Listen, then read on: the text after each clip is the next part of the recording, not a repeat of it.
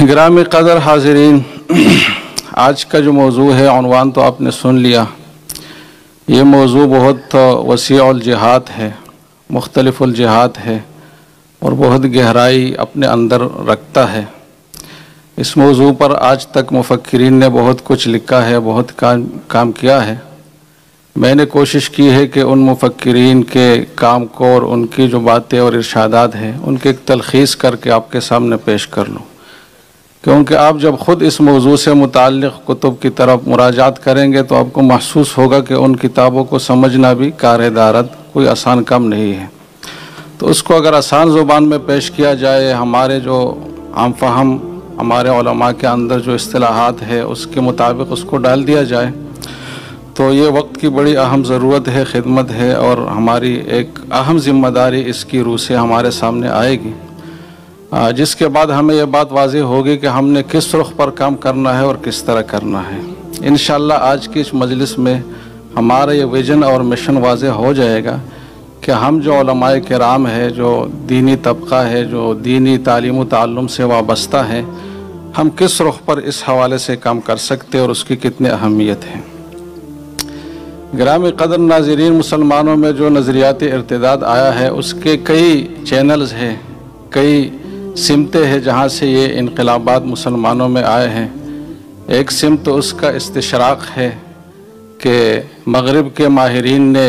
Europe کے ماہرین نے جو مشرقی دنیا ہے اس کی تہذیبوں پر جب تحقیق کی تو اس تحقیق میں انہوں نے مذاہب کے اوپر بھی تحقیق کی، اور مذاہب میں اسلام کو خالص ان سے خاص کر ان کو دلچسپی ہوئی، اور دلچسپی کی وجہ یہ تھی کہ اسلام ہی واحد مذہب ہے جو ان کے جو نظام ہے اور جو انقلاب وہ لائے ہے اس چیلنج کا جواب اپنے اندر رکھتا ہے۔ تو انہوں نے اپنی اس کوشش کے نتیجے میں مسلمانوں کے تاریخی ورثہ اور جو اصل مآخذ ہے اس کی طرف رجوع کر کے اس کو مخدوش کرنے کی اور اس کو مسخ کرنے کی کوشش کی۔ ذات الہی سے لے کر ذات رسالت تک، قرآن سے لے کر حدیث تک، ہر چیز کو انہوں نے متعون و مشکوک بنانے کی کوشش کی، جس سے بہت سارے مسلمان متاثر ہوئے،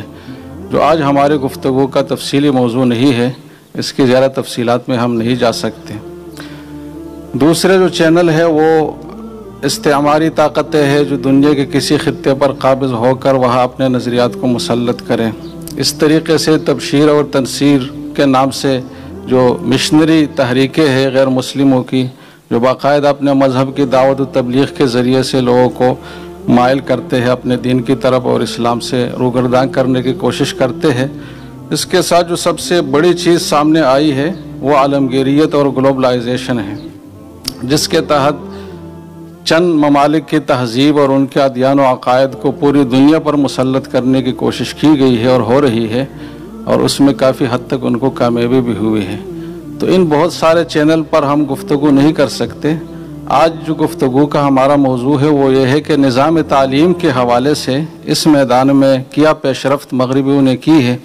اور اس کا کیا تدارک ہم کر سکتے ہیں۔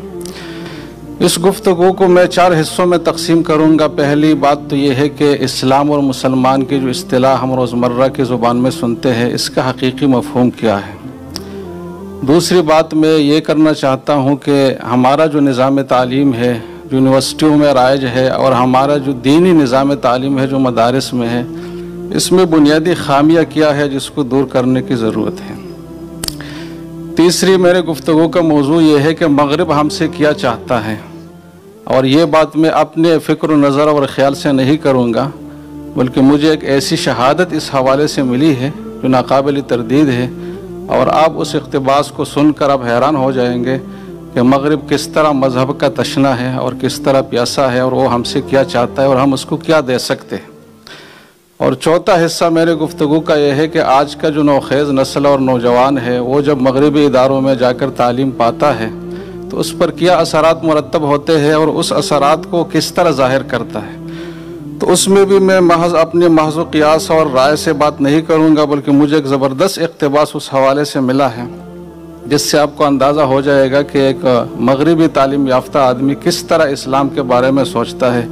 اور مذہب کے حوالے سے وہ کس طرح خیالات رکھتا ہے، اور اس میں کتنا سقم ہے اور اس سقم کو ہم کیسے دور کر سکتے ہیں۔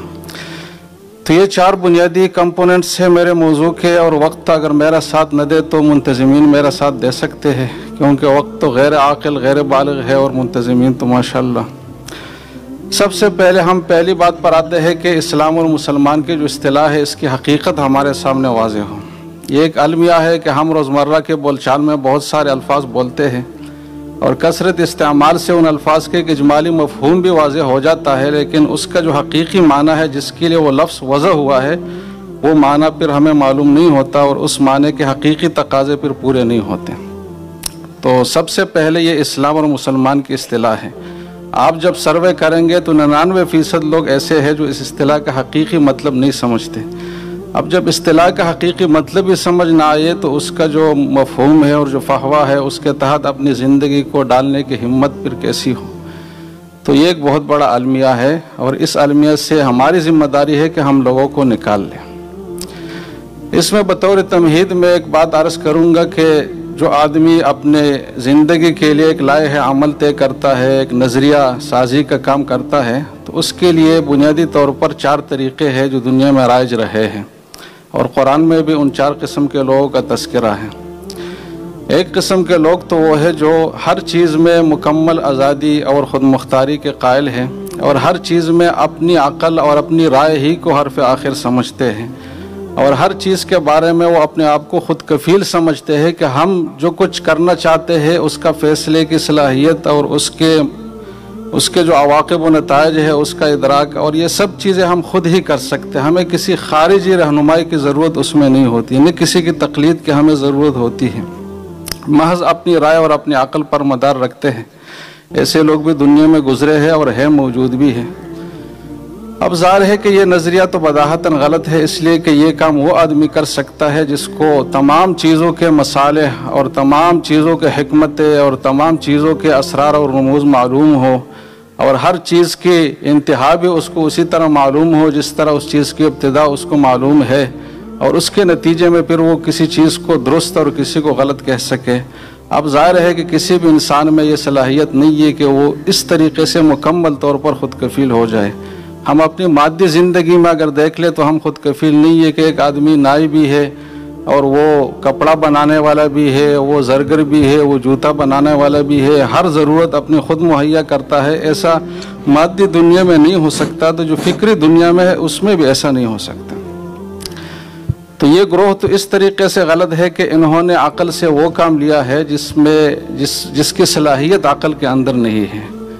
अक़ल के ऊपर इतना बोझ डाल दिया है जिसको वो बर्दाश्त नहीं कर सकता।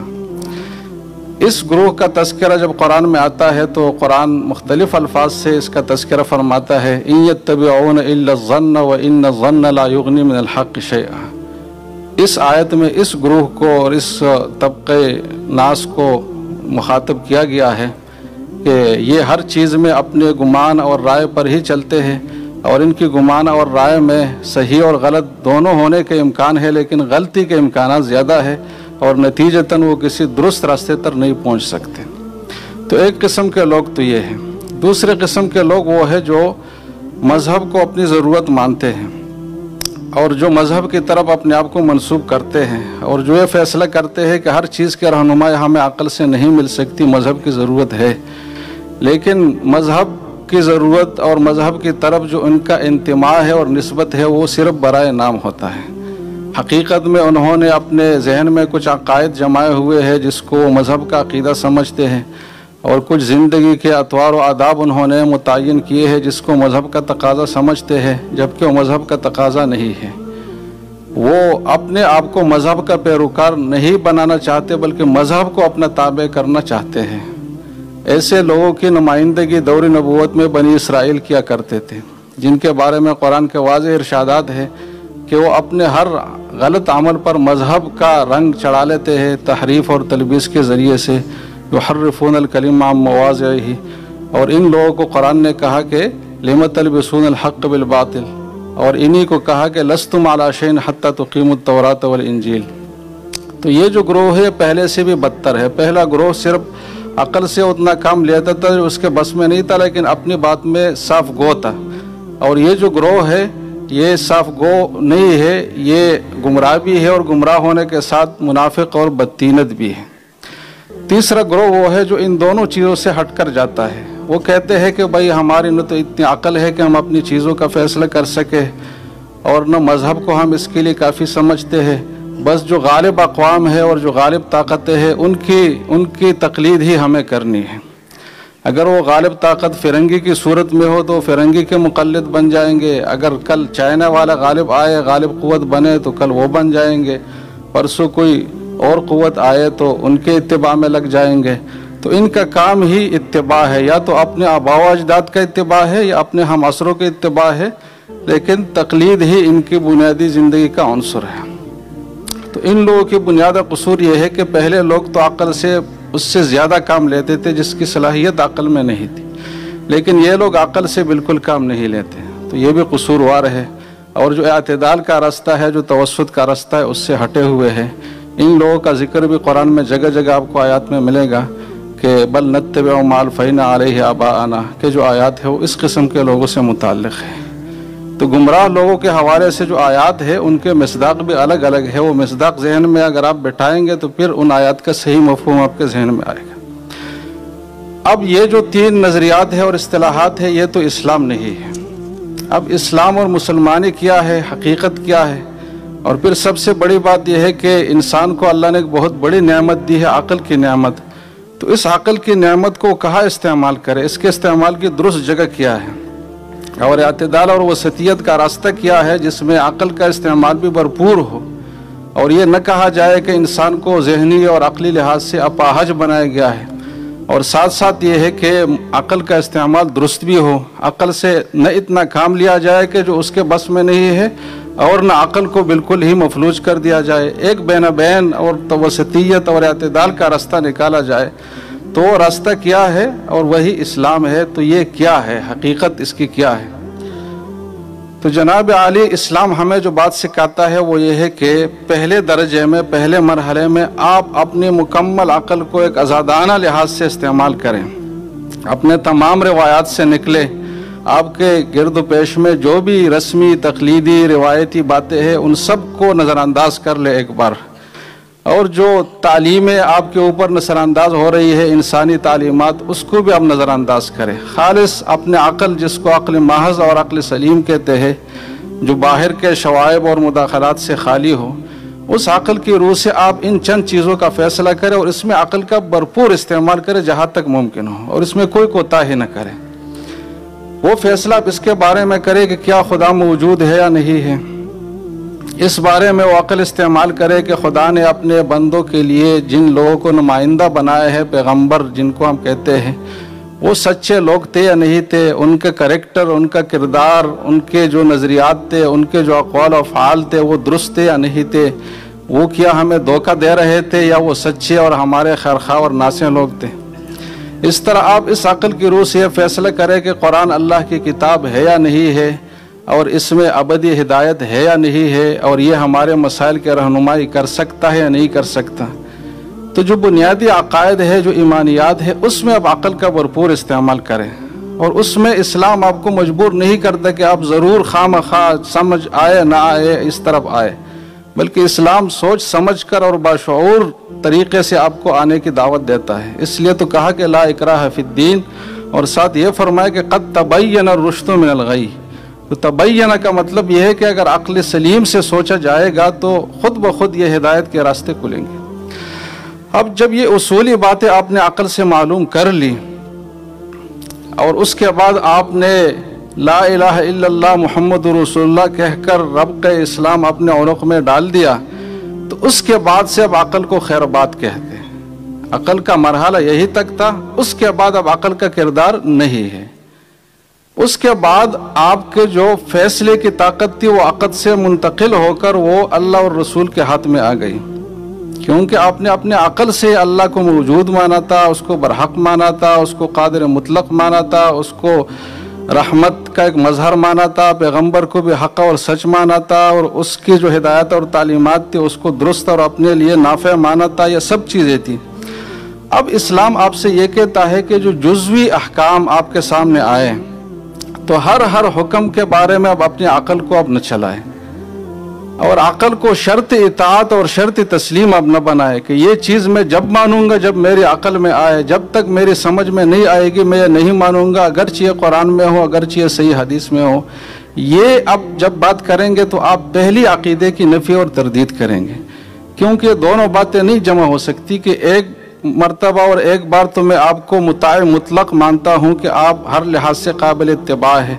لیکن جب آپ کی کوئی بات آئے اور وہ میری سمجھ میں نہ آئے تو پھر میں انکار کروں کہ نہیں یہ بات میں نہیں مانتا۔ یہ روزمرہ کی زندگی میں بھی یہ اصول نہیں چلتا۔ آپ کسی شخص کو جب ماہر ڈاکٹر سمجھتے ہیں، اس کے پاس جاتے ہیں، تو پہلے تو ماہر ڈاکٹر سمجھنے میں آپ کو اپنے عقل کے استعمال اور اپنی جستجو اور تلاش اور تجربے اور سب چیزوں کو بروئے کار لانا ہوگا، لیکن جب آپ سمجھ گئے کہ واقعی ماہر فن ہے تو اس کے بعد وہ جو باتیں آپ کو بتائیں گے بطور علاج، تو ہر بات پر آپ اس سے دلیل مانگے اور اپنی عقل کو مطمئن کرنا چاہے، اور آپ کہے کہ جب آپ کی یہ بات مجھے سمجھ نہیں آئے گی تو میں نہیں مانوں گا، یہ عقل کے بھی خلاف بات ہے۔ تو اسلام آپ سے یہ بات کہتا ہے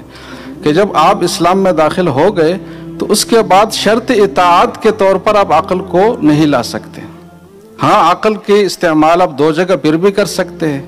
ایک یہ ہے کہ آپ یہ بات کہ یہ بات واقعی اللہ کی بات اور رسول کی بات ہے یا نہیں ہے، یہ تحقیق آپ کر لیں۔ دوسری بات یہ ہے کہ اس کے مصالح کو اور اس کے جو اساس ہے اور بنیاد ہے اور فلسفہ ہے اور اس میں جو ایک معنویت ہے، اس کو ادراک کرنے اور اس کو پانے کے لیے اپنی ذہنی اور قلبی اطمینان کے لیے اس کو آپ ڈھونڈ سکتے ہیں اور اس کی تلاش بھی کر سکتے ہیں، اس پہ بھی کوئی پابندی نہیں ہے، وَلَكِنْ لِيَطْمَئِنَّ قَلْبِي۔ لیکن شرط اطاعت کے طور پر اگر آپ عقل کو پھر بھی لائیں گے تو اس کا مطلب یہ ہے کہ آپ کا پہلا عقیدہ جو تھا وہ پختہ نہیں تھا، کیونکہ دونوں باتیں جمع نہیں ہو سکتی کہ آپ اللہ کو اللہ بھی مانیں، رسول کو حق بھی مانیں، اور پھر اس کے جو صحیح احکام جس کی نسبت اس کی طرف صحیح ہے اس میں چون و چرا بھی کریں۔ یہ دونوں باتیں پھر جمع نہیں ہو سکتی۔ تو یہ اسلام ہے، اور اسلام کے اصطلاح اور مسلمان کے اصطلاح کے یہ مطلب ہے۔ اب آج کے مسلمان کا سب سے بڑا جو وہ ہے قصور ہے اور جو سب سے بڑی بیماری ہے وہ یہ بات ہے کہ وہ ہر جزئی حکم کے بارے میں عقلی تسلی چاہتا ہے، جب تک اس کو وہ نہ ہو تو اس کو اس حکم پر اطمینان نہیں ہوتا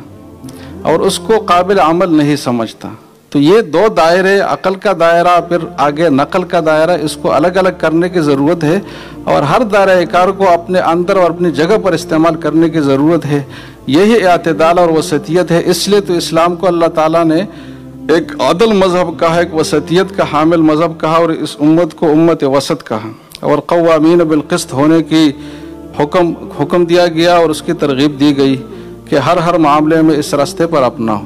اس لیے تو قرآن نے یہ ایک بطور عقیدے کے اعلان کیا کہ وَمَا كَانَ لِمُؤْمِنٍ وَلَا مُؤْمِنَةٍ إِذَا قَضَى اللَّهُ وَرَسُولُهُ أَمْرًا أَن يَكُونَ لَهُمُ الْخِيَرَةُ مِنْ أَمْرِهِمْ۔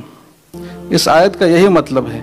کہ جب ایک آدمی مومن ہو گیا اور اس نے یہ عقائد تسلیم کر لیے تو اس کے بعد اس کے لیے یہ شائع نشان نہیں ہے کہ وہ اپنی منمانی پھر بھی چلائے۔ اور قرآن کی تعبیر پر آپ سوچے کہ وَمَا كَانَ لِمُؤْمِنٍ، یعنی اس کے یہ شائع نشان نہیں ہے، ایسا ہو نہیں سکتا کہ ایسا ہو کہ ایک طرف تو اس کے یہ عقائد بھی ہو اور دوسری طرف أَن يَكُونَ لَهُمُ الْخِيَرَةُ مِنْ أَمْرِهِمْ بھی ہو۔ اور أَفَتُؤْمِنُونَ بِبَعْضِ الْكِتَابِ وَتَكْفُرُونَ بِبَعْضٍ، کہ جو چیز سمجھ آئے تو اس کو مان لے جنو، تو یہ بھی ایمان کا تقاضا نہیں ہو سکتا۔ اس کے ہوتے ہوئے اسلام کے دائرے میں آدمی باقی نہیں رہ سکتا، اور جو مسلمان کی حقیقی اصطلاح ہے اس پر لاگو نہیں ہو سکتی۔ تو سب سے پہلے تو اس بات کے سمجھنے کی ضرورت ہے کہ اسلام اور مسلمان ہے کیا، جس کی میں نے تھوڑی سی وضاحت کی۔ اب اگر ہم اپنے تاریخ میں دیکھیں تو رسول اللہ صلی اللہ علیہ وسلم اور صحابہ کے دور میں ان کو جو چیز حاصل تھی وہ یہ کیفیت تھی ایمان کی، یہ ان کو حاصل تھی اور یہی ان کی اصل طاقت تھی۔ اس وقت میں بھی مسلمانوں کے اور غیر مسلموں کے عددی لحاظ سے اور علمی لحاظ سے وہی تناسبات تھے جو آج ہے۔ عددی لحاظ سے بھی کم تھے اور علمی لحاظ سے بھی بہت فروتر تھے اور کم تھے۔ صحابہ کرام مفلس لوگ تھے، غیر تعلیم یافتہ لوگ تھے، لیکن ان میں یہ ایمان کی طاقت، جس کو آپ کریکٹر کی طاقت بھی کہہ سکتے، یہ چیز تھی۔ تو جب وہ 313 تھے تو پورے جزیرہ عرب پر حاوی ہوئے، اور جب وہ لاکھ سے اوپر ہو گئے تو پوری دنیا پر غالب ہو گئے۔ لیکن آج ہم جو مسلمان ہیں، جو کہ حقیقی مسلمان نہیں ہے، تو ہم کروڑوں کی تعداد میں رہتے ہیں، لیکن مغلوب اور ذلت کے ساتھ ہے، اور مخلوط آبادیوں میں بھی ہم کروڑوں کی تعداد میں ہوتے، لیکن پھر بھی لوگ غیر مسلم ہیں ہمارے ہوتے ہوئے۔ جبکہ صحابہ کے دور میں اس بات کا امکان نہیں تھا۔ تو یہ کیا چیز تھی جو صحابہ کو حاصل تھی اور جو اسلام کے غلبے کی اصل راز اور طاقت تھی؟ وہ یہی چیز تھی کہ وہ حقیقی مسلمان تھے، اور آج کی دنیا میں حقیقی مسلمان کا فقدان ہے، اور حقیقی مسلمان کی ڈیفینیشن یہی ہے جو میں نے اختصار کے ساتھ آپ کے سامنے رکھ لی۔ اب وقت چونکہ کم ہے، ہر موضوع اپنے اندر بہت تفصیلات لیے ہوئے ہے، کاش کے وقت زیادہ ہوتا، میں پوری باتیں بڑی وضاحت سے آپ کے سامنے رکھتا، کیونکہ آپ لوگوں کی بہت ضرورت کی چیز ہے۔ آپ جب باہر لوگوں کو ذہن سازی کریں گے تو یہی باتیں آپ کو کام آئے گی، اور اسی چیز سے آپ لوگوں کو مطمئن کر سکتے ہیں۔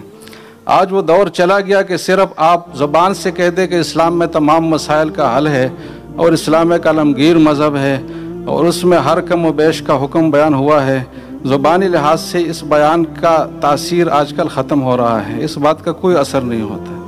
اسلام میں جو بالقوہ حقانیت، تاثیر، فعالیت ہے، اس کو بالفعل بنانا ہوگا، تب اسلام لوگوں کے سمجھ میں آئے گا۔ محض ظاہر حلیہ اچھا کرنے سے اور چند باتیں بڑی جامع کرنے سے اسلام لوگوں کے دلوں میں نہیں بیٹھتا۔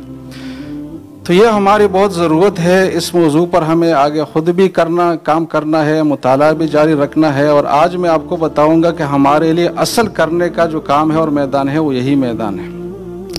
تو اب میں گفتگو کے دوسرے حصے کی طرف منتقل ہوتا ہوں کہ جو ہمارا نظام تعلیم ہے، اور میں مطلق نظام تعلیم کی بات کروں گا، جو مدارس میں رائج ہے وہ بھی،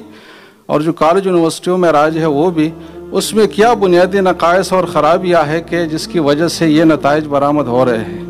اور مسلمانوں کے لیے صحیح تعلیمی پالیسی کیا ہونے چاہیے جس کے بعد یہ منفی نتائج اس سے برآمد نہ ہوں۔ سب سے پہلی بات تو یہ ہے کہ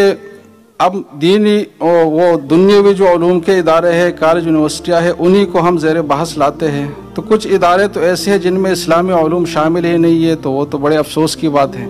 لیکن بہت ساری یونیورسٹیاں اکثر ایسی ہوتی ہے کہ اس میں اسلامی علوم کا بھی ایک حصہ ہوتا ہے۔ اس ملک میں سب سے پہلے جو بڑی یونیورسٹی وجود میں آئی ہے علی گڑھ مسلم یونیورسٹی،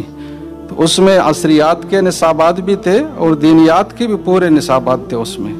قدوری، ہدایہ، یہ کتابیں وہاں پڑھائی جاتی تھی، اور دوسرے اسلامی نظام اور جو نصاب ہے وہ بھی اس میں شامل تھے، لیکن اس کے باوجود علی گڑھ سے وہ پیداوار حاصل نہیں ہوئی جو حقیقی مسلم امہ کی ترجمانی کر سکے۔ میں اکثریت کی بات کر رہا ہوں، الا ماشاءاللہ کی استثناء تو ہر جگہ موجود ہوتی ہے۔ اب وہ کیا چیز تھی کہ اس نظام سے ایسے لوگ تیار نہیں ہوئے؟ وہ ایک بنیادی خامی تھی اس نظام میں، اور وہ یہ ہے کہ اس میں متضاد چیزوں کو جمع کیا گیا تھا، متضاد نتائج اور سمتوں میں جانے والی چیزوں کو یکجا کیا گیا تھا۔ اس یونیورسٹی میں تمام عصری علوم کو اپنی تمام روح کے ساتھ بھی لاگو کیا گیا تھا، اور ساتھ ساتھ دینی نصابات بھی شامل تھے۔ اب اس سے طالب علم کے ذہن میں دو متضاد رجحانات سامنے آئے ہیں۔ ایک طرف تو اسلام کا نصاب اس کو اس طرف لے جا رہا ہے، اور دوسری طرف جو سوشل سائنسز اور جو دوسرے عصری علوم ہے اس کا نصاب اس کو اس طرف لے جا رہا ہے۔ تو ایک غیر ہم آہنگی کی کیفیت تھی، ایک غیر طبعی اور غیر فطری امتزاج تھا دو چیزوں کا، کہ ان کے نتائج سے قطع نظر کر کے دو چیزوں کو، متضاد چیزوں کو ملایا گیا۔ یہی ایک بنیادی خامی تھی، اس لیے اس یونیورسٹی سے اسلام کی کوئی خدمت نہیں ہوئی، اور نہ اس سے ایسے کوئی راسخ العقیدہ مسلمان تیار ہوئے، ورنہ اسلامی نصاب وہاں بھی بقدر ضرورت شامل تھا۔ ایسا نہیں تھا کہ بالکل ہی بلیک آؤٹ تھا اور مغربیت ہی مغربیت تھی، ایسی کوئی صورت نہیں تھی۔ تو بنیادی خامی کیا تھی کہ متضاد چیزوں کو اپنے تمام نتائج کے ساتھ ہر چیز کو لے کر ایک نصاب کا حصہ بنایا گیا تھا، اور اس میں آپس میں جو مطابقت اور ہم آہنگی تھی اس کے پیدا کرنے کی کوشش نہیں کی گئی تھی۔ اب یہ ایک بات سمجھنے کی ہے، اور یہ بہت اہم بات ہے کہ جتنے بھی سائنسی علوم ہیں اس میں دو حصے ہوتے ہیں۔ ایک پیور سائنسز ہے جو حقیقی سائنسز ہے، جو طبعیات کے علوم ہے، جو قطعی چیزیں ہیں، جو فطرت کے قوانین کو یکجا کرنے سے وجود میں آئے ہیں۔ ایک تو وہ حصہ ہے، اس کا نہ اسلام مخالف تھا اور نہ آج مخالف ہے اور نہ کل مخالف ہوگا۔ وہ تو اسلام کا تقاضا ہے، اس لیے کہ اسلام کیا چیز ہے؟ قرآن ہے۔ قرآن کیا چیز ہے؟ کلام اللہ ہے۔ اور یہ جو فطرت کے راز ہے اور اس سے جو نتائج برآمد ہوتے ہیں یہ خلق اللہ ہے اور فعل اللہ ہے۔ تو یہ نہیں ہو سکتا کہ کلام اللہ میں اور فعل اللہ میں کوئی تعارض ہو۔ اس لیے تو اہل سنت والجماعت کا عقیدہ ہے کہ عقل صریح اور نقل صحیح میں کوئی تضاد نہیں ہو سکتا۔ اسی پر شیخ الاسلام ابن تیمیہ کی بہت بڑی ضخیم کتاب ہے درء تعارض العقل والنقل۔ تو جو پیور سائنسز ہے اس کا اسلام سے کوئی تضاد نہیں ہے، اور نہ وہ اسلام کے خلاف ہے، اور نہ اس سے اسلام کو کوئی خطرہ ہے، اور اس کا کسی بھی مذہب سے ٹکراؤ نہیں ہے۔ اگر آپ تاریخ دیکھیں گے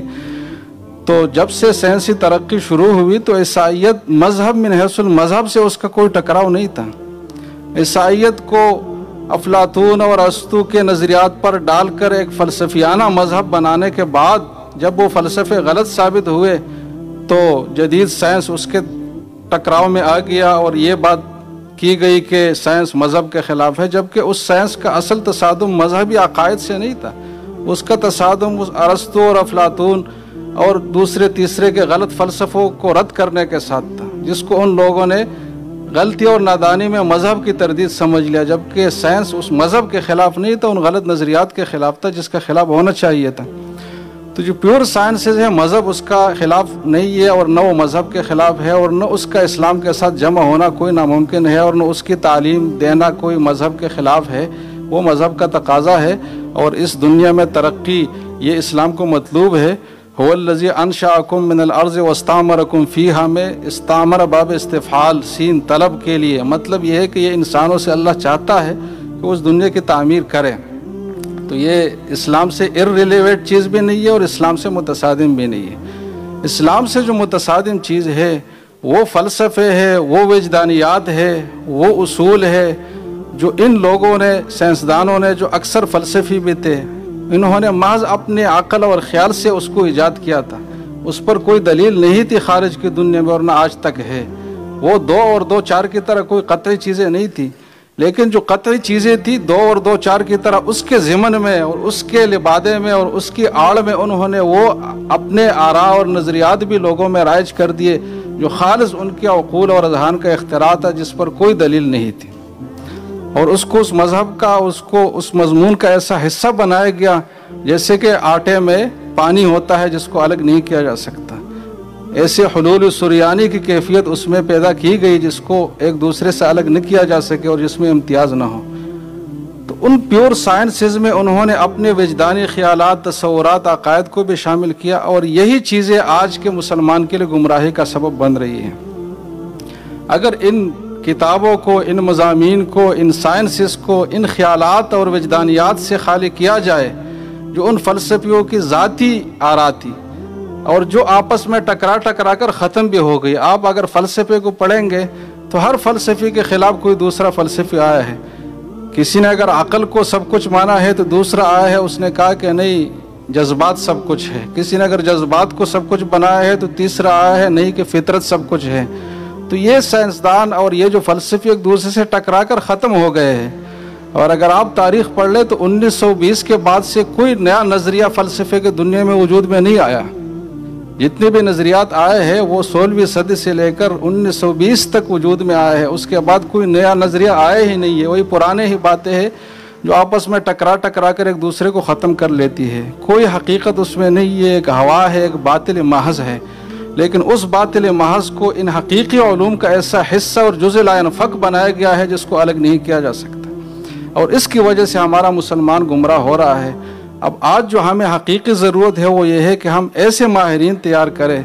جو ان سائنسز کے بھی ماہرین ہو اور مذہب کے بھی ماہرین ہو، اور وہ ان سائنسز کا مطالعہ کر کے ان کتابوں سے اور ان نصابات سے وہ تمام وجدانات، خیالات، تصورات، عقائد نکال لے جو سائنسی چیزیں نہیں ہیں، جو کسی انسان کا اختراع ہے،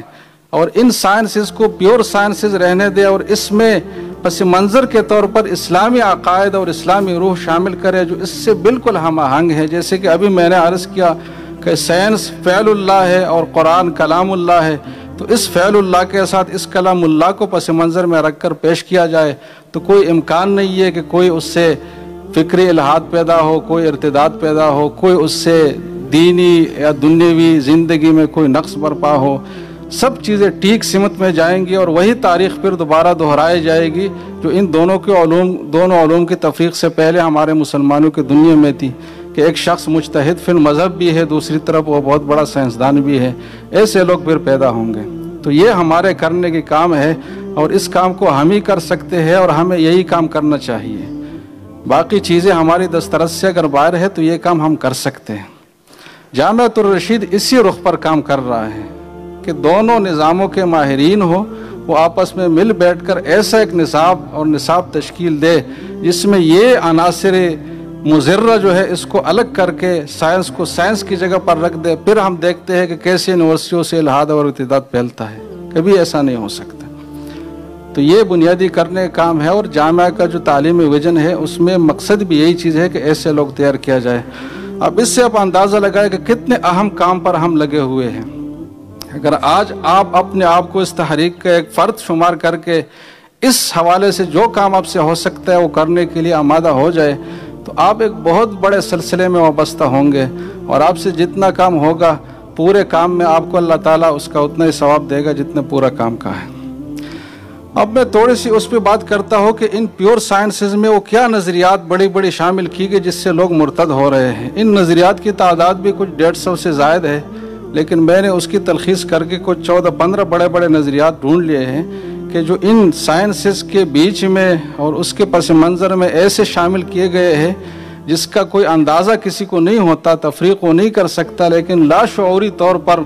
وہ غلط راستے پر جاتا ہے۔ اور چونکہ وہ زمانہ نوخیزی اور نوجوانی کا ہوتا ہے، دل و دماغ خالی ہوتا ہے، تو عربی کا جو شعر ہے کہ اتانی ہواہا قبل ان عارف الہوا فصادف قلبا خالیا فتمکنا، وہ کیفیت پیدا ہوتی ہے۔ تو بنیادی نظریات اس میں سب سے پہلی بات یہ ہے کہ مذہب کے 3 لازمی اجزاء ہیں، عقائد ہے، عبادات ہے اور معاشرت ہے، اخلاقیات جس کو ہم کہتے ہیں۔ ان کتابوں میں نصابوں میں مذہب کے ان 3 اجزاء کو کبھی بھی اہمیت کے ساتھ بیان نہیں کیا گیا۔ کسی فلسفی نے مذہب کو صرف عقائد کا نام بتایا ہے، اور پھر بھی تحقیر کے ساتھ اس کے لیے ڈاگما کا لفظ استعمال ہوتا ہے۔ جو چیز عقیدے سے تعلق رکھتی ہے، ڈاگمیٹک تھنگ، یہ ایک تحقیر کا لفظ ہے جو عیسائی کے عقیدے کے لیے، عیسائی مذہب کے عقائد کے لیے استعمال ہوا۔ تو کچھ فلسفیوں نے مذہب کو صرف عقائد کا نام بتایا، باقی چیزوں کو ہٹا دیا۔ کچھ نے کہا کہ مذہب اخلاق ہی اخلاق ہے، باقی کچھ بھی نہیں ہے۔ کچھ نے کہا کہ نہیں، اخلاق کا مذہب سے کوئی تعلق نہیں ہے، وہ انسان کی اپنی تشکیل کردہ چیزیں ہیں۔ کچھ نے عبادات کو محض رسوم اور رواجات اور کھیل تماشے کی طرح ایک حیثیت دے دی کہ جیسے کہ کھیل کود لوگ کرتے اپنے آپ کو مطمئن کرنے کے لیے، تو اگر عبادت بھی وہ کرے اطمینان کے لیے تو یہ بھی کھیل کود کی قسم ہے، اس کی گنجائش ہونی چاہیے۔ تو ان 3 کمپوننٹس کو جو مذہب کے لازمی اجزاء ہے، اس کو کسی بھی جگہ یکجا کر کے اہمیت کے ساتھ تسلیم نہیں کیا گیا۔ کبھی ایک جز کو کاٹا گیا کسی فلسفے میں، کسی فلسفے میں دوسرے کو کاٹا گیا، کسی میں کس طرح امتزاج ہوا، کسی میں کس طرح ہوا، لیکن جو حقیقی حیثیت تھی اور جو ایک درست بات تھی وہ کسی بھی فلسفے میں نہیں کی گئی۔ اب یہ بات جب ہمارے نصاب میں طالب علم کے سامنے سے سال ہا سال تک رفتہ رفتہ توڑا توڑا گزرتا ہے، تو اس کا بھی یہی نظریہ بنتا ہے جو اس فلسفے کے ضمن میں دیا گیا ہوتا ہے۔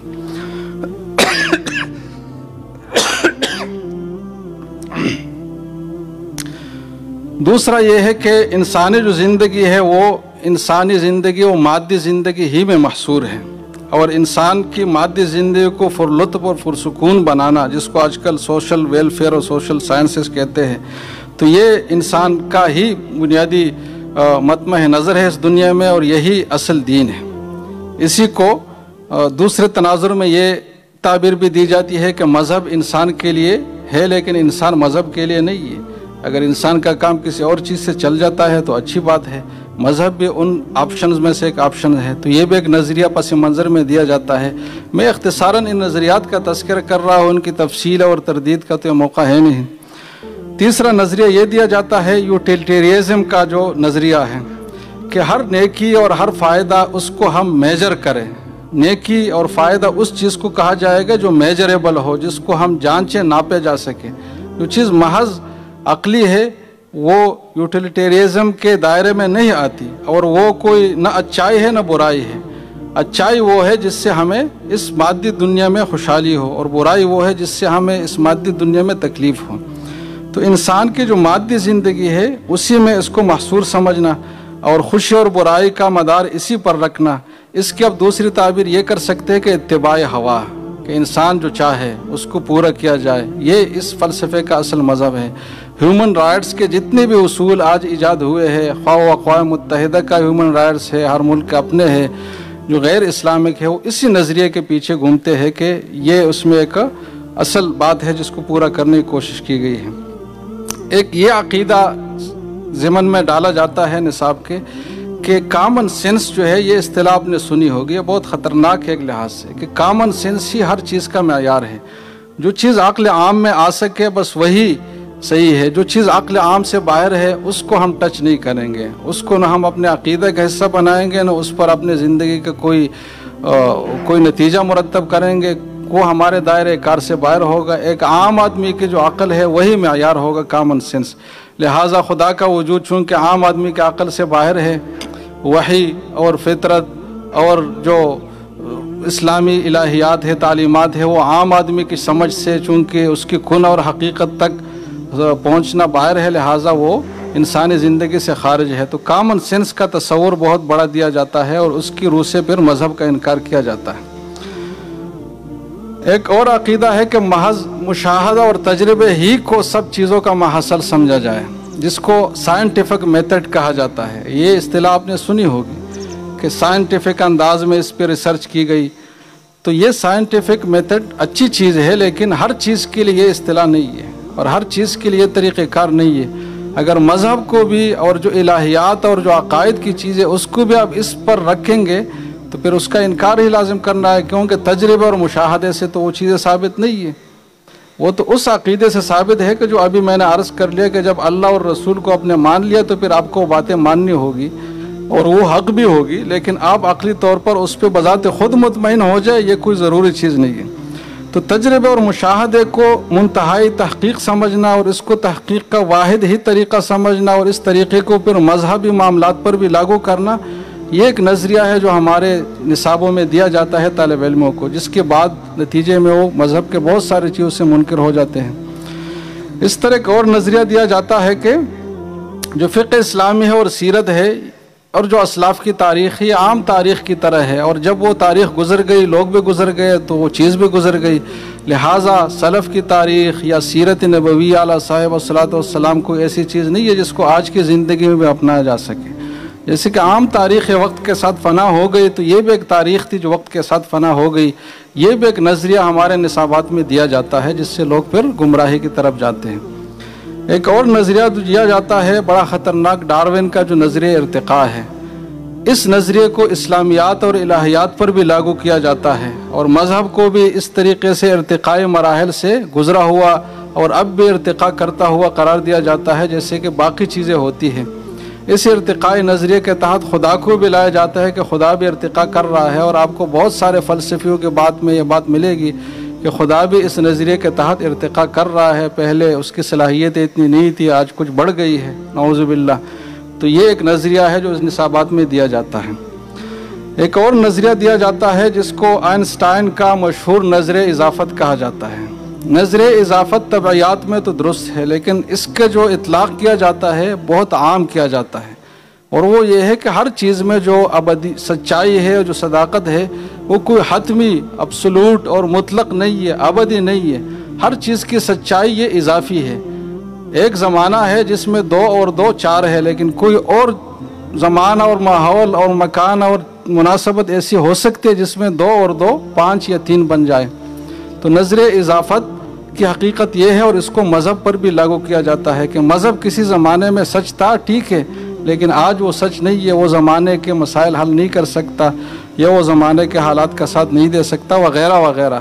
تو یہ اس نظریے کو نصاب میں شامل کر کے پھر اس کو ایک ذہنی سانچہ بنا کر پھر اس کے تحت مذہب پر سوچ کر پھر وہ نتائج سامنے آتے ہیں جو ایک نامناسب صورتحال ہوتی ہے اور انسان کو مسلمان رہنے نہیں دیتی۔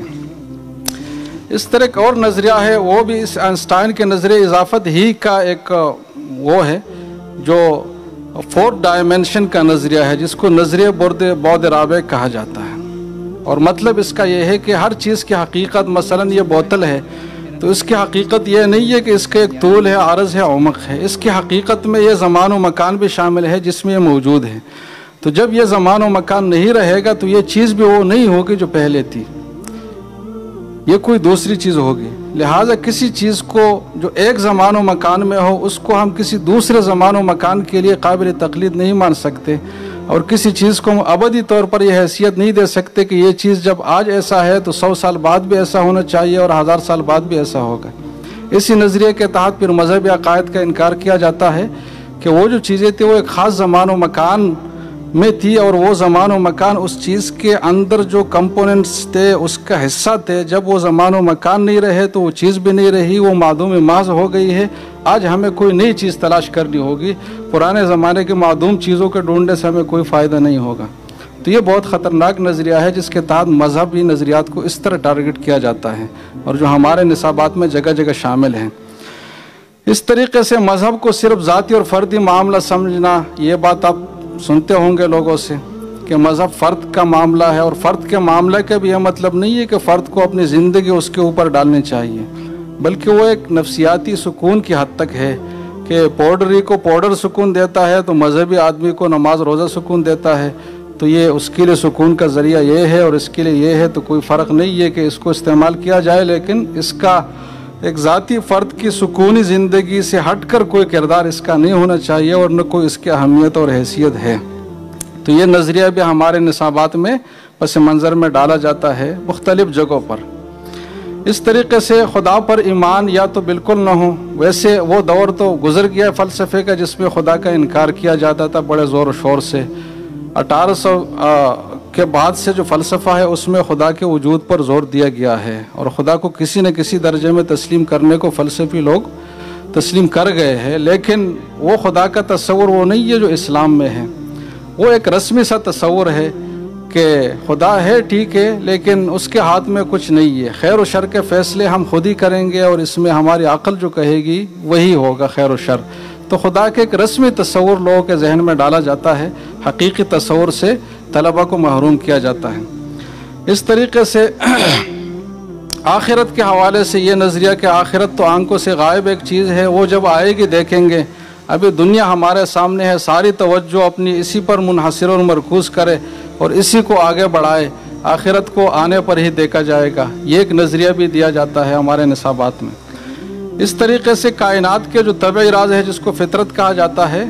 اس کو بروئے کار لانا یہ انسانی زندگی کا انتہائی مقصد سمجھنا، ذالک مبلغہم من العلم جو قرآن نے کہا ہے، جبکہ یہ حقیقی زندگی کا حقیقی انتہا نہیں ہے، انتہا تو کچھ اور ہے، یہ تو ایک ذریعہ ہے جو اس انتہا تک استعمال کرنے کے لیے ہم استعمال کر سکتے ہیں، اس انتہا تک پہنچنے کے لیے۔ تو طبعی راز اور فطری قوانین کو مسخر کرنا، اسی پر اخلاقی برتری کا معیار رکھنا کہ جو قوم اس مادی ترقی میں جتنے آگے ہے اخلاقی لحاظ سے وہ اتنا برتر ہوگا، اور جو اس میں جتنا کمزور ہے اخلاقی لحاظ سے وہ اتنا کم ہوگا، تو یہ چیز بھی اس میں ہوتی ہے جو کہ ایک نظریے کے طور پر ڈالی جاتی ہے۔ اس طریقے سے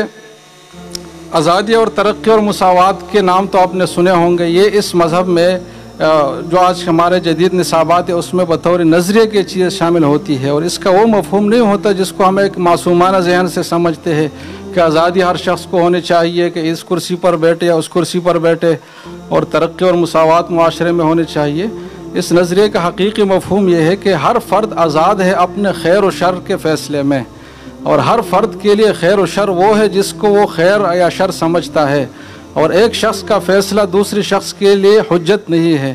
ہر شخص اپنا اپنا مذہب رکھتا ہے، ہر شخص کے خیر و شر کے پیمانے الگ الگ ہے۔ اگر ایک آدمی تلاوت اور نماز میں خیر محسوس کرتا ہے تو اس کو یہ حق ہم دیں گے، لیکن دوسرا آدمی اگر بدکاری اور شراب میں خیر اور نفع محسوس کرتا ہے تو اس کو بھی اتنا ہی حق دیں گے جتنے کہ ہم اس کو دے رہے ہیں۔ دونوں کے اس حق کو ہم مساوی بھی سمجھیں گے، اور معاشرے کی اور جو انتظامی قوتیں ہے مقتدرہ، اس کی ذمہ داری ہوگی کہ وہ اس ترقی میں مزید اضافہ کرے، اور اس میں جو بھی چیزیں رکاوٹ بننے والی ہے، خواہ مذہب ہو خواہ روایات ہو، جو بھی چیزیں ہیں اس کا خاتمہ کر لے۔ تو یہ آزادی اور ترقی اور مساوات ہے جس کا نظریہ ہمارے طلبہ کو دیا جاتا ہے، اور جس پر انسانی حقوق کا سارا چارٹر بنا ہوا ہے۔ اس طریقے سے لبرل ایتھکس کا نظریہ دیا جاتا ہے۔ آپ تاریخ میں پڑھیں گے تو ہندوستان میں خدا شناسی کے میلے ہوا کرتا تھے۔ وہ کیا چیز تھی خدا شناسی کے میلے؟ اس کا مطلب یہ تھا کہ تمام انسانوں کو اللہ تعالیٰ نے ایک عقل دی ہے، وہ عقل اپنی فطرت کے لحاظ سے ستھرا اور پاکیزی چیز ہے۔ اس ستھرا اور پاکیزی چیز سے ہم اپنے اخلاقیات اور تمام چیزوں کے ہدایات اخذ کر سکتے ہیں، ہم اس سے خدا کا وجود بھی لا سکتے ہیں اور اپنے زندگی کے طور و اطوار بھی اسی عقل کی روشنی میں طے کر سکتے ہیں۔ لہٰذا ہمیں کسی خارجی رہنمائی کی ضرورت نہیں ہے۔ جو ایتھکس ہمارے عقل کے فیصلہ کو نندہ ہے، فیصلہ کردہ ہے، وہی ہمارے لیے ہے اور وہی ہمارے لیے زندگی کے وہ ہے لائحہ عمل ہے اور اطوار اور آداب ہے جس کو ہمیں ماننا چاہیے۔ مذہب کے اور خارجی رہنمائی کی اس میں کوئی ضرورت نہیں ہے۔ تو لیبرل ایتھکس کا جو نظریہ ہے یہ ہمارے نصابات میں جگہ جگہ ڈالا جاتا ہے، جس سے لوگ بالآخر پھر مذہب کا انکار کرنے بیٹھتے ہیں۔ اس طریقے سے قیامت کا امکان بھی کسی حد تک تسلیم کیا جاتا ہے آج کے سائنس میں جو جدید ہے، لیکن وہ اس مفہوم میں نہیں ہے جو اسلامی مفہوم ہے۔ وہ ایک عدم محض اور ایک خوف کے مفہوم میں قیامت کو تسلیم کیا جاتا ہے کہ ایک دھماکہ ہوگا، اس میں سب چیزیں فنا ہوں گی، ایک واویلا اور خوفناکی اور تباہی کا منظر ہوگا جس میں ہم معدوم محض ہو جائیں گے۔ آگے پھر جو آخرت کا تصور ہے، جو جزا و سزا کا تصور ہے، وہ چیزیں اس میں نہیں ہوتی۔ تو محض ایک ڈراؤ کی چیز اور ایک خوفناک چیز کے طور پر مذہب سائنس میں قیامت کا عقیدہ بھی شامل ہے، لیکن اس کا انسان پر کوئی مثبت اثر نہیں ہوتا، بلکہ اس کا اثر یہی ہوتا ہے کہ اس دن سے تو بچو، لیکن اس سے پہلے جو کچھ اب سے ہو سکے کر لو، اپنے نفس کو مطمئن کرو۔ جب وہ وقت آئے گا آپ معدوم ہو جائیں گے تو پھر دیکھا جائے گا، کچھ نہیں ہوگا آگے، لیکن اس سے پہلے اپنے ساری تقاضوں کو اور اپنے سارے خواہشات کو پورا کرو۔ قیامت کو اس نظریے کے تحت ان نصابات میں پس منظر میں ڈالا جاتا ہے۔ تو یہ کچھ چیزیں تھیں جس کا میں نے بہت اجمال کے ساتھ آپ کے سامنے تذکرہ کیا۔ اب جو وقت کی اہم ضرورت ہے وہ یہ ہے کہ ان عصری نصابات میں اس پہ نظر ثانی ہو، اور وہ نظر ثانی وہ لوگ کرے جو ان علوم کے بھی ماہرین ہیں، خواہ وہ سوشل سائنسز ہے، خواہ وہ پولیٹیکل سائنسز ہے، خواہ وہ دوسرے طبعیات ہے، اس کے بھی ماہرین ہوں، اور ساتھ مذہب کے عقائد کے بھی ماہرین ہوں، اور ان چیزوں کو ان آلائشوں سے پاک کرے جو فلسفیوں کے مفکورات اور مضمومات اور ان کے اپنے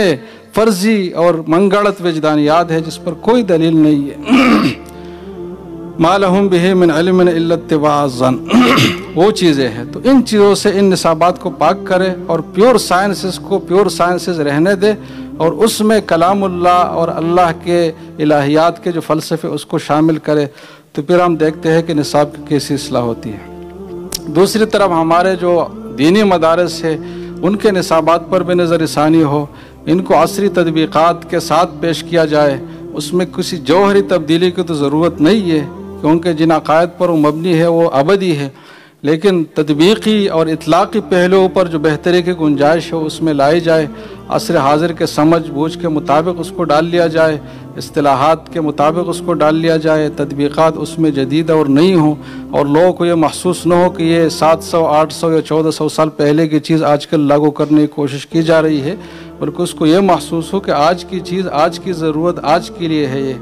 اس نہج پر ہم اسلامی نصاب کو اور دینی نصاب کو پیش کریں، یہ ہماری ذمہ داری ہے۔ اگر ان دونوں نصابات کی اس طریقے سے اصلاح ہو جائے تو پھر آپ دیکھیں کہ کیسے ہم خوشحالی کی طرف جاتے ہیں، کیسے ہم اپنے دین پر بھی ثابت قدم رہ کر اور دنیا کی ترقی میں آگے جا سکتے ہیں اور سب کو پیچھے چھوڑ سکتے ہیں، کیونکہ اسلام ہمیں جو توحید کا طاقت اور توحید کا عقیدہ دیتا ہے یہ کسی اور قوم کے پاس نہیں ہے۔ یہ اگر مغربیوں کے پاس ہوتا تو اس سے 1000 گنا زیادہ وہ ترقی کرتے ہیں، کیونکہ ترقی میں اتنی گنجائش ہے کہ انسان کر لے آگے، اور قرآن کی پیشگوئیاں بھی اس ترقی کے حوالے سے، لیکن یہ چیزیں ہیں، رکاوٹیں ہمارے سامنے، اس کو دور کرنے کی ضرورت ہے، اور یہ ہماری ذمہ داری اور ہمارے کرنے کا یہی کام ہے جس کو ہم کر سکتے ہیں۔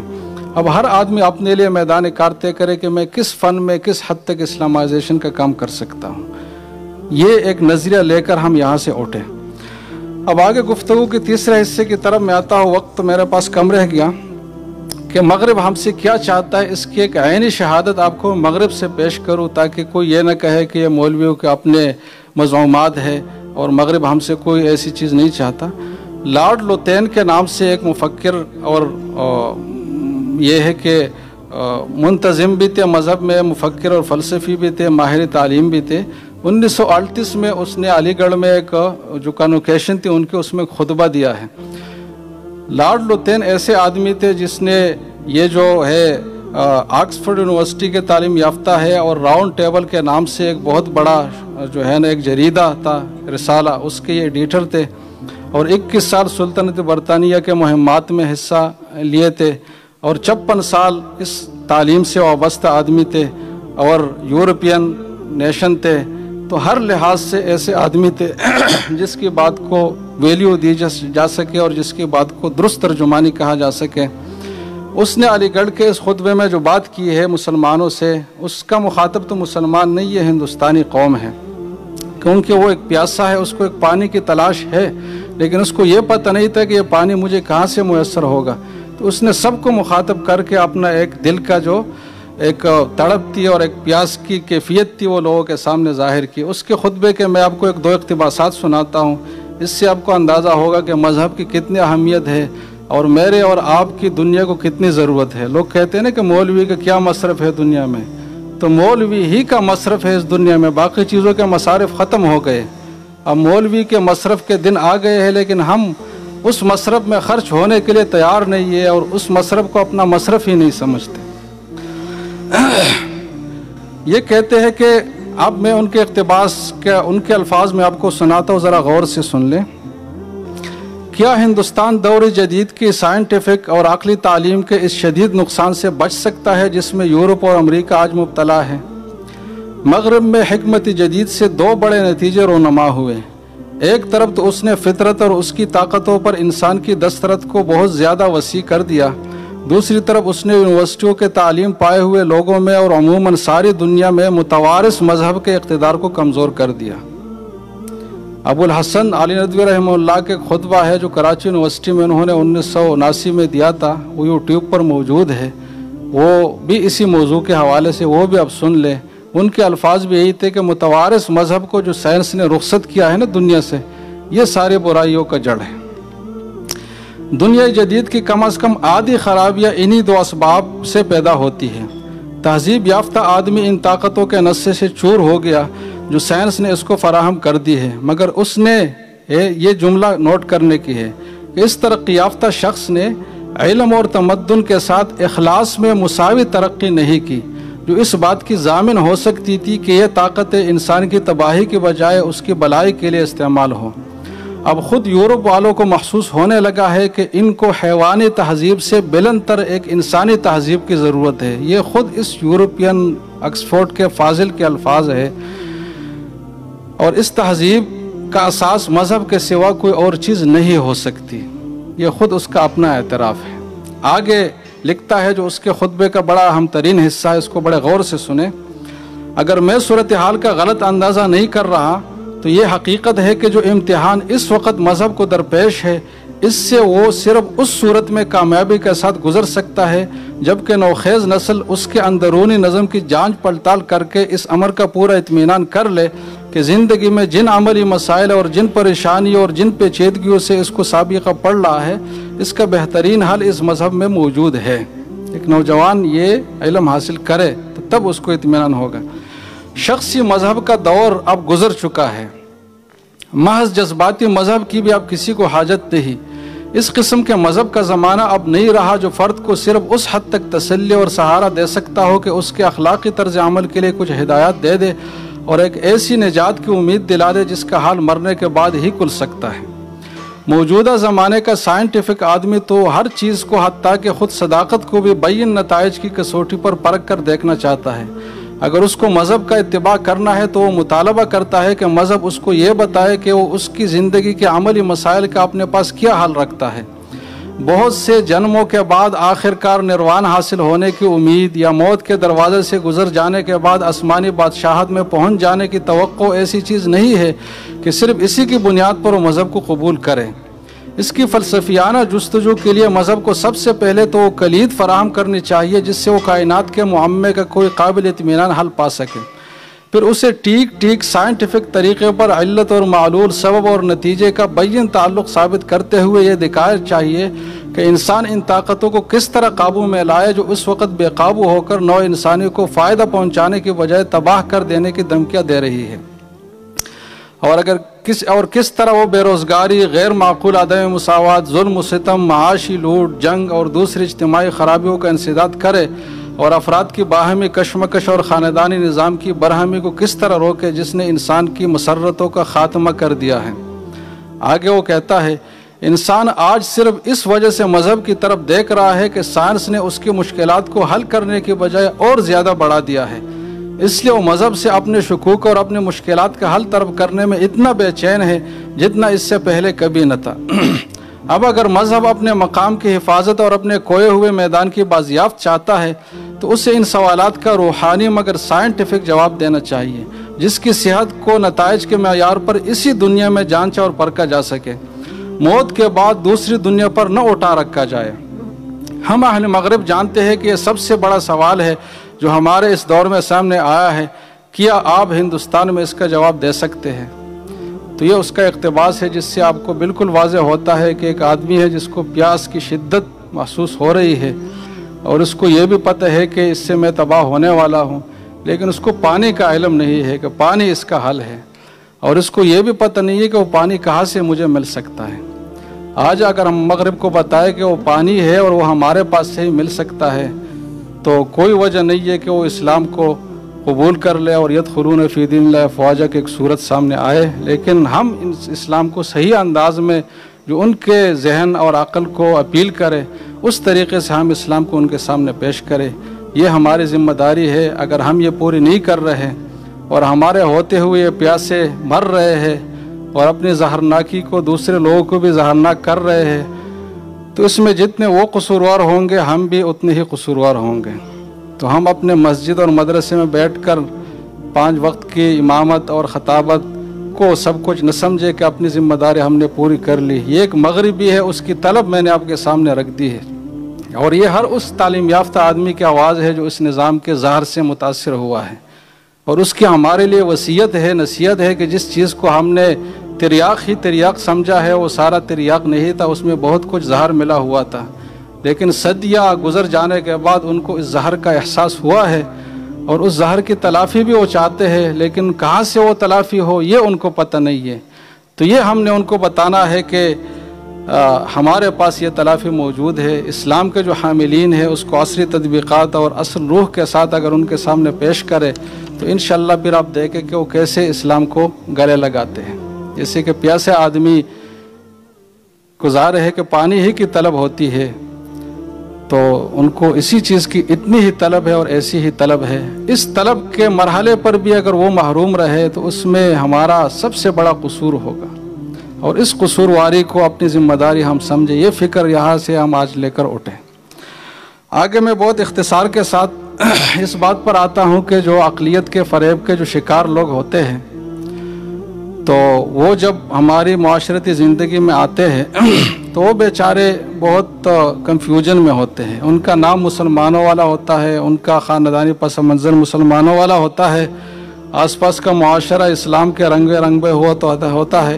لیکن یہ آدمی اپنے خیالات کو اس کے مطابق نہیں پاتا، تو اپنی اسلامیت کو بھی وہ کسی حد تک اس کی لاج رکھنا چاہتا ہے، اور ساتھ اپنے جو نظریات جو ابھی میں نے آپ کو ذکر کیا کہ جو ان کو گول گول کر نصاب تعلیم کے ضمن میں پلائے گئے ہیں اس کا بھی وہ اظہار چاہتا ہے۔ تو ان دونوں کا جو ایک ملغوبہ وجود میں آتا ہے وہ ملغوبہ کس طرح ہوتا ہے اس کو بھی عینی شہادت کے طور پر دیکھ لیں۔ یہ علی گڑھ کے ایک مسلمان گریجویٹ ہے، اس کا ایک مضمون ہے، اس سے کچھ اقتباسات ہے جو اس نے اپنے سیاحتی چین اور جاپان کا حال بیان کرتے ہوئے ایک مضمون لکھا ہے۔ کہتے ہیں کہ ہمارے ساتھ جو چینی مسافر ہے وہ انتہا کے بلانوش اور شراب خور ہے، سور کا گوشت تو ان کی جان ہے، اب میں نے عیسائیت کی ترقی کا راز سمجھا۔ یہ چینی اپنے قدیم مذہب کی پیروی کو نئے تعلیم کے ساتھ آر پاتا ہے، اس کو اسلام قبول کرنے میں تأمل نہ ہوتا مگر اسلام اس کو اس کی تمام مرغوب غذاؤں سے محروم کر دیتا ہے، چاروں ناچار عیسائی ہو جاتا ہے۔ کچھ عجب نہیں کہ آئندہ چین کا سرکاری مذہب عیسائیت ہو جائے۔ آگے کہتا ہے کہ میں سور کے گوشت کے معاملے میں اہل یورپ اور اہل چین کے نو مسلموں کے ساتھ ذرا ڈیل دینا پسند کرتا ہوں، قرآن سے بھی مجھے اس کے قطعی حرام ہونے میں شک ہے، زیادہ برین نیست، یعنی زیادہ سے زیادہ جو بات ہے وہ یہ ہے کہ اہل عرب کے لیے کسی خاص وجہ سے حرام کر دیا گیا ہو، مگر ایسے ممالک میں جہاں اس کے بغیر فمن استر غیر باغ ولا عاد ہو جائے تو کیا حرج ہے۔ بہرحال قرآن کا یہ ایک ہی حکم ہے جس کی وجہ، جس کی ممانعات عمومی کی علت میری سمجھ میں اب تک نہیں آئی۔ دیکھیں وہ بات آئی نا، جس کی ممانعات عمومی کی علت میری سمجھ میں اب تک نہیں آئی، تو وہی اسلام اور مسلمان کا جو میں نے مفہوم پیش کیا، یہ تضاد کی صورت جو آتی ہے نا وہ اس طرح آتی ہے۔ ورنہ اصولاً معدہ اور محرکات اخلاق میں اس قدر بود ہے، مولانا افضل صاحب کے لیے خاص کر، کہ معدہ اور محرکات اخلاق میں اس قدر بود ہے کہ مذہب ہمارے کانا کا مینو بھی تیار کرے تو پھر کوئی وجہ نہیں ہے کہ وہ ہم کو آہن گری، زرگری اور خیاطی وغیرہ کا کام بھی کیوں نہ سکھائیں۔ میرا خیال ہے کہ دنیا میں اسلام کے ترقی نہ کرنے کا راز اسی میں پنہان ہے کہ وہ آدمی کے تمام حقوق انسانی سلب کر کے اس کو ایک لاش بے جان اور ایسا بے حس بچہ بنا دیتا ہے کہ وہ اپنی دنیاوی ترقی کے راہ سب بھول جاتا ہے۔ ورنہ مذہب در حقیقت اسی قدر ہونا چاہیے جیسے کہ عیسائیوں نے سمجھ رکھا ہے۔ آگے یہ فاضل صاحب لکھتے ہیں شنگھائی کے حالات بیان کرتے ہوئے کہ خدا کی اس بے شمار خلقت کو خوش و خرم اور خوشحال دیکھ کر دل گواہی نہیں دیتا کہ یہ تمام لوگ چند سال کے بعد دوزخ کے ایندھن بن جائیں گے۔ گویا ان کی پیدائش کا یہی ایک مقصد خدا کے پاس رہ گیا ہے۔ پھر وہ سب کے سب الا ماشاءاللہ چند نفوس کے علاوہ اگر بت پرست اور کافر ہے تو انہوں نے دوزخ میں رکھے جانے کے لیے کیا یہی قصور کیا ہے کہ انہوں نے خدا کے ضامین کو معمور کر دیا ہے؟ نہ وہ حاجیوں کو قتل و غارت کرتے ہیں، نہ وہ کسی کے مال کو ہضم کر لیتے ہیں، نہ اس کو جائز کرنے کے لیے تعویلی کرتے ہیں، بس خاموشی سے اس زندگی کو بحسن خوبی طے کر رہے ہیں، پھر بھی وہ مستحق دوزخ ہیں۔ آخر کیوں؟ یقیناً مشرکانہ عقیدہ ایک سودائے خام ہے، لیکن یہ تو بتاؤ کہ اگر ایک شخص ایک ایسی ہستی کا فطرتاً قائل ہو جاتا ہے جو اس کو مارتی اور جلاتی ہے تو محض اس لیے کہ اس کی ماہیت اس کی سمجھ سے اتنی باہر ہے جتنی ہماری سمجھ سے اللہ کا مفہوم اور ماہیت باہر ہے، یہ وہ عربی کو خدا کی زبان نہیں سمجھتا تو تم اس کے دشمن اور وہ تمہارا دشمن ہو جاتا ہے۔ مگر نہیں، تمہارے نزدیک سب کچھ ضروری نہیں ہے، ضروری تو یہ ہے کہ پائجامہ ایک خاص وضع کا ہو، کرتے کی کاٹ ایسی ہو، فلاں قسم کا کانا کائے، منہ پر 4 انگل کی داڑھی ہو، اور کبھی اپنے ملکی مدرسوں یعنی یونیورسٹیوں میں قدم نہ رکھ کے اس واسطے کہ وہاں مذہب کی زبان اور مذہب کا فن تم کو نہیں سکھایا جاتا۔ تو یہ ہے۔ آگے وہ لکھتا ہے کہ احسان اصل دین ہے۔ اب ان کا موعظہ حسنہ سن لے ذرا۔ احسان اصل دین ہے اور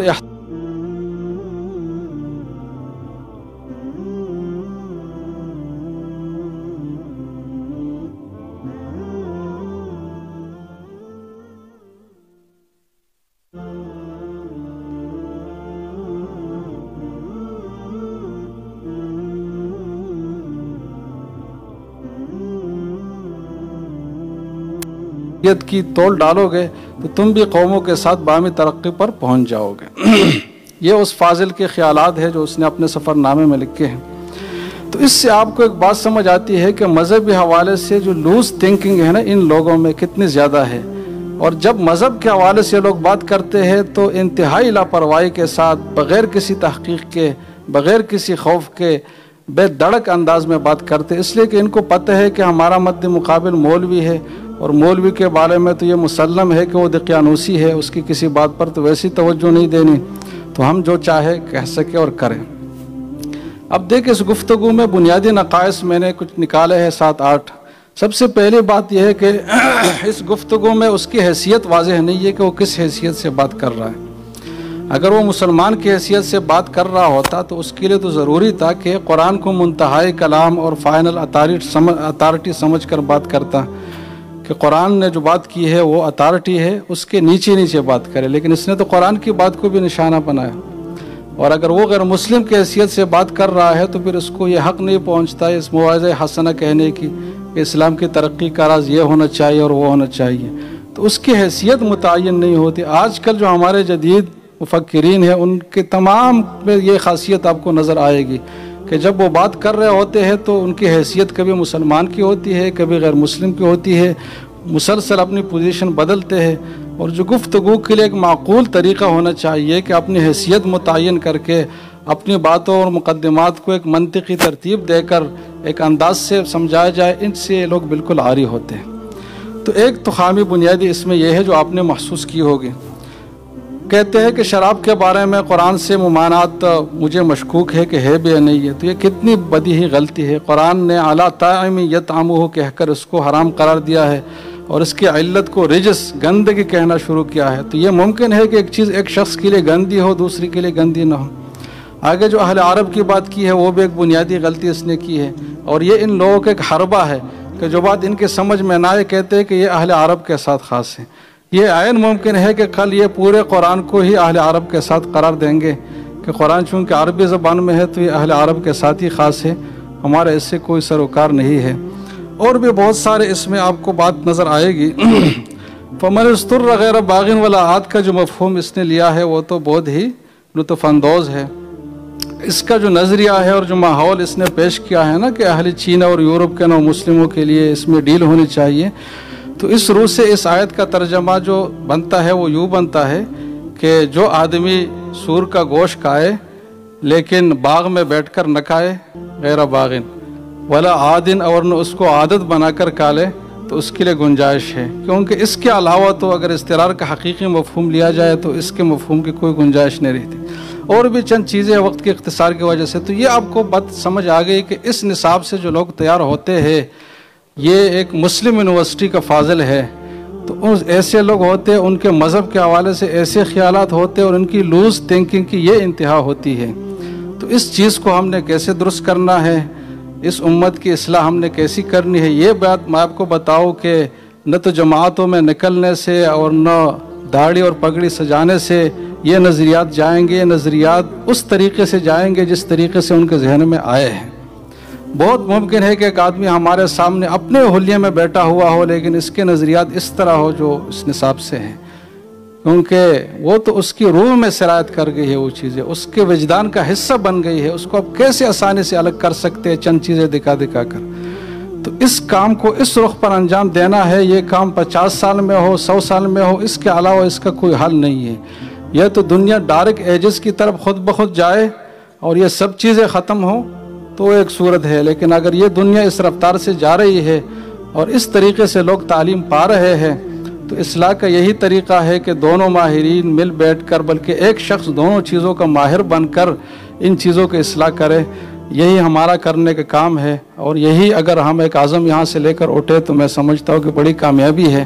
अक़ूलु क़ौली हाज़ा व अस्तग़फ़िरुल्लाह ली व लकुम व लिसाइरिल मुस्लिमीन।